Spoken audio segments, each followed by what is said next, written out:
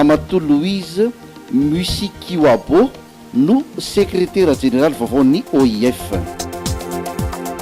Nanamafy ary entitra ny ministra ny atitany Razafy Mahefa Tinarivelo fa tsy mahazo manao fampielezan-kevitra ny mpiasam-panjakana.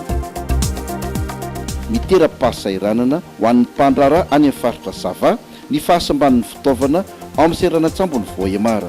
Santoina-baovao ny televizionna malagasy.